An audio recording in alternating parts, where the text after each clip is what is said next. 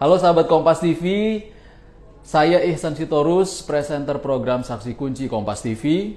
Jangan lupa terus perbaharui informasi Anda dengan menyaksikan informasi terbaru yang independen dan terpercaya di YouTube channel Kompas TV. Dan jangan lupa klik subscribe, like, komen, dan share, serta aktifkan tanda lonceng untuk mendapatkan informasi terbaru dari YouTube channel Kompas TV. Terima kasih, sampai jumpa.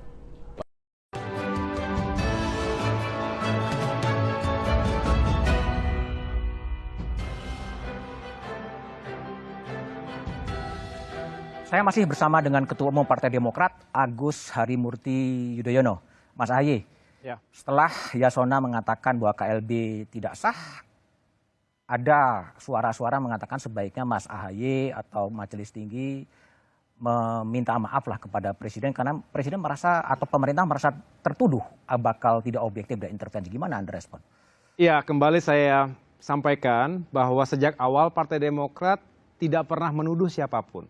Justru kami ingin memohon klarifikasi atau konfirmasi paling tidak ketika nama beliau-beliau itu dicatut, digunakan oleh kubu ataupun pihak KSP Muldoko ketika itu sebelum terjadinya KLB.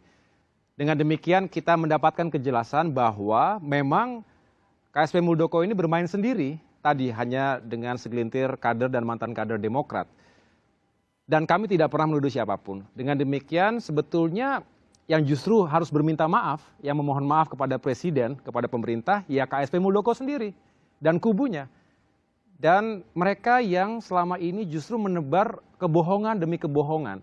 Mengatakan awalnya hanya ngopi-ngopi, tidak ada ikut-ikutan terhadap Partai Demokrat, tidak mungkin mengintervensi apalagi mengambil alih.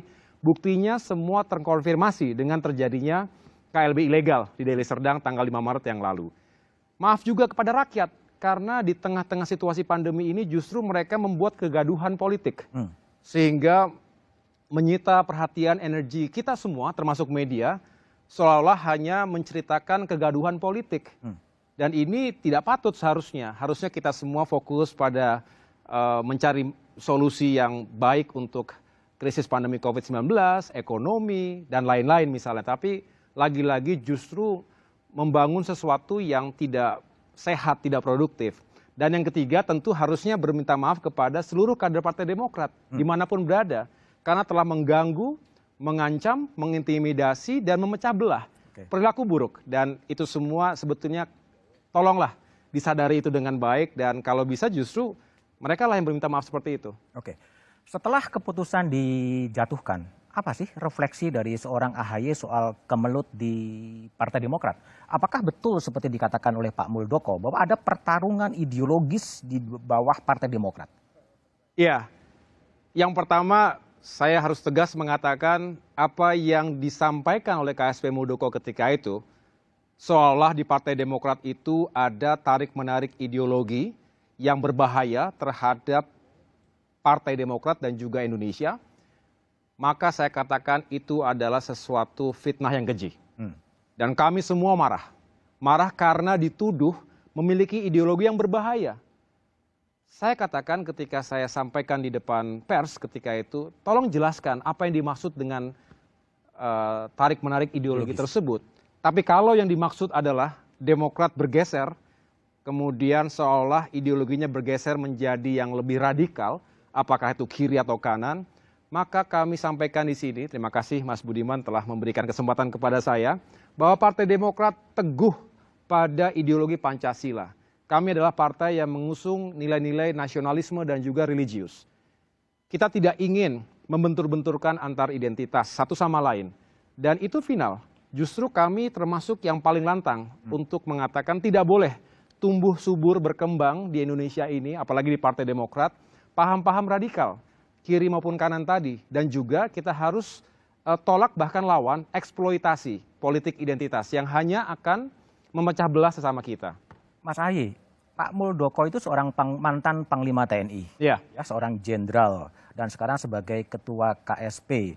Kalau dia mengatakan bahwa ada pertarungan ideologis di dalam Partai Demokrat, semata-mata sebuah pernyataan politik atau punya dasar sebetulnya? Sebuah pernyataan politik yang penuh dengan frustrasi. Frustrasi? Frustrasi karena kebingungan mencari alasan pembenaran bagi dirinya untuk mengambil alih, merampas kedaulatan Partai Demokrat. Karena sejak awal bergeser-geser narasinya. Dari katanya alasannya A, kemudian B, kemudian C. Terakhir kemudian alasannya ideologi. Sangat sulit untuk dinalar. Jadi di luar akal sehat dan juga sangat mudah juga untuk dipatahkan. Karena tadi rekam jejaknya itu bisa langsung dibandingkan. Kebohongan satu ditutup kebohongan berikutnya dan seterusnya. Jadi justru saya mempertanyakan, mohon maaf ya, integritas dan kapasitas beliau kalau kemudian merasa Demokrat ini seperti yang ia sampaikan, padahal sama sekali tidak seperti itu. Ini sekali lagi Mas Budiman saya sampaikan, banyak sekali kader senior kami yang marah.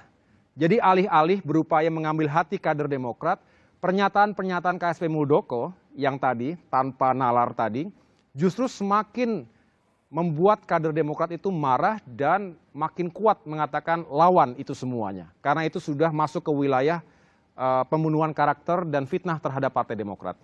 Berniat ketemu dengan Pak Muldoko? Saya dari awal mengatakan kalau Pak Muldoko ingin tahu lebih banyak tentang Partai Demokrat, boleh kita ngopi-ngopi. Ngopi-ngopi juga? Sama-sama ngopi ya?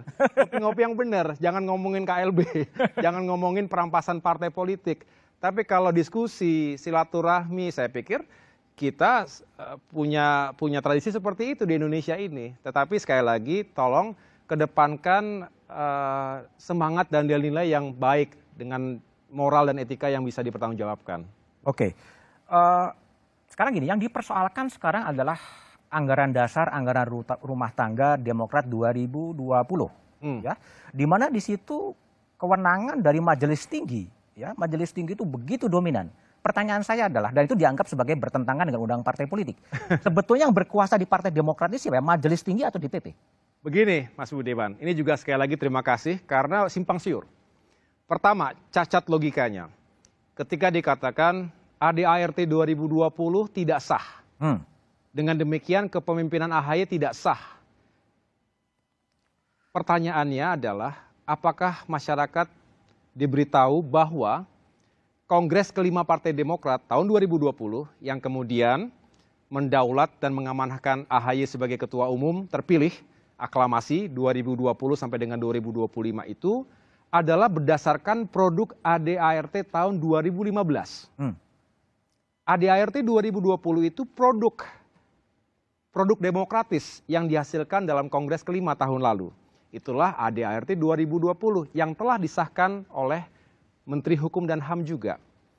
Nah, juga harus diketahui bahwa ADART 2020 dan saya yakin partai politik lain juga memiliki mekanisme yang serupa, merupakan penyempurnaan demi penyempurnaan, produk penyempurnaan dari waktu ke waktu. Karena sebelum 2020 ada ADART 2015, sebelumnya lagi ada ADART 2013, sebelumnya lagi ada ADART 2010. Baru yang paling awal ADART 2005 ketika itu, yang kemudian mereka coba gunakan. Padahal sekali lagi itu semua ahistoris kalau mengatakan ini tidak baik, tidak benar dan lain sebagainya. Dan silakan dibuktikan apa yang dilanggar. Undang-undang parpol kita ikuti. Dan tidak mungkin negara Menkumham mensahkan sesuatu yang tidak sesuai dengan undang-undang parpol. Ini juga sama saja mempertanyakan kredibilitas pemerintah. Baik tahun 2020, tahun 2015 dan tahun-tahun sebelumnya. Jadi harus hati-hati kalau mereka mengatakan ini tidak kredibel, tidak benar dan harus digugat. Tapi silakan saja kalau memang mereka memiliki keinginan seperti itu, kami tidak gentar, kami siap mempertanggungjawabkan itu semua. Terkait dengan Majelis Tinggi Partai, itu juga produk yang demokratis. Ketua Majelis Tinggi Partai adalah pilihan aklamasi seluruh pemegang hak suara yang sah dalam Kongres kelima yang lalu. Kemudian Majelis Tinggi Partai juga tidak sendirian, ada 16 orang tokoh-tokoh senior. Tidak hanya Pak SBY, kemudian juga tidak memiliki kekuasaan yang absolut. Ingat, ada perbedaan-perbedaan wewenang dan tanggung jawab. DPP di bawah ketua umum misalnya, itu jelas tanggung jawabnya besar dan menyeluruh. Majelis Tinggi Partai juga punya perannya tersendiri. Dan dalam keseharian, bahkan yang luar biasa nih, Pak SBY walaupun sebagai ketua Majelis Tinggi Partai, banyak sekali juga yang menyerahkan kepada DPP karena beliau yakin dalam konteks kekinian, ketua umum dan beserta jajaran DPP yang paling mengetahui situasi politik yang dihadapi sehari-hari. Jadi beliau memberikan ruang yang luas juga untuk kami mengeksersis segala keputusan. Oke. Gitu. Saya ingin juga meminta tanggapan dari Mas Ahaye karena suara-suara di luar berkaitan dengan anggaran dasar anggaran rumah tangga Demokrat 2020. Seakan-akan Demokrat ini di bawah bayang-bayang keluarga Pak Susilo Bambang Yudhoyono. Enggak juga. Karena ini sekali lagi produk yang demokratis. Kalau ditanya satu persatu, Mas Budiman kapan-kapan saya ajak, saya baru pulang nih kebetulan dari Jawa Timur, Jawa Tengah, Yogyakarta, kita camping, outdoor. Luar biasa bertemu dengan para kader. Jadi sebulan terakhir ini saya bertemu dengan paling tidak 6 ketua DPD Jawa dan juga lebih dari 119 tepatnya, ketua DPC se-Jawa. Dan kalau nanti saya bisa pertemukan, biarkan mendengarkan langsung dari kader kita. Karena kalau saya menjawabnya mungkin dianggap subjektif. Tapi saya harus jawab juga begini. Yang jelas keluarga Yudhoyono itu memang bagian dari Demokrat. Justru Demokrat juga senantiasa mengingat apa yang dilakukan oleh Pak SBY sejak menggagasnya partai ini, mendirikan, membesarkannya. Beliau presiden 2 periode, Partai Demokrat luar biasa terangkatnya. Dan ketika beliau menyelamatkan Partai Demokrat dari krisis besar 2012-2013. Artinya memang itu menjadi sebuah perjalanan sejarah partai. Jadi ketika ditanya kepada pemilik suara, siapa yang pantas menjadi ketua majelis tinggi partai, semua jawabannya Pak SBY. Nah kemudian kalau ditanya keluarga Yudhoyono itu juga produk demokratis, ditanya kepada kader. Tidak ada, silakan dicek apakah ada yang dipaksa, apakah ada yang diintimidasi, apakah ada yang ditakut-takuti. Saya rasa kalau mereka bisa berbicara sekarang, mereka menjawab tidak ada itu semuanya. Dan ketika kami menjalankan tugas dengan peran masing-masing, tentu mereka juga terus memberikan masukan. Karena saya menganggap ini partai besar, lintas generasi.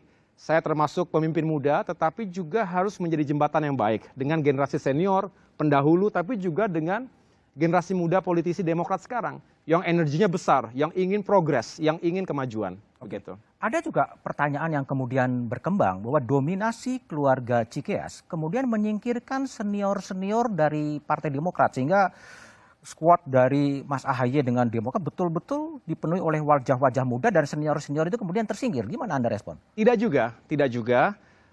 Dalam realitas organisasi yang sehat dan terus menjunjung tinggi pentingnya kaderisasi dan regenerasi, justru Mas Budiman, saya bangga cukup banyak kader senior, pendiri-pendiri partai, termasuk Profesor Budi Santoso sebagai ketua umum pertama, itu juga memberikan dukungan penuh kepada generasi pembaharu, generasi hari ini. Pendiri-pendiri partai yang juga sekali lagi senior-senior dan banyak jasanya untuk Partai Demokrat juga memberikan bukan hanya blessing tapi juga ruang yang luas. Dan ketika kami menghadapi situasi ujian terhadap Partai Demokrat ini, beliau-beliau semua itu turun gunung. Saya terharu, seharusnya bapak-bapak itu kan sudah tidak perlu repot-repot, tetapi tergerak dan memberikan testimoni. Bahkan terbuka mengatakan jangan memecah belah kami, jangan ahistoris, memutarbalikkan fakta. Dan keluar dari sejarah yang memang dituliskan dengan benar.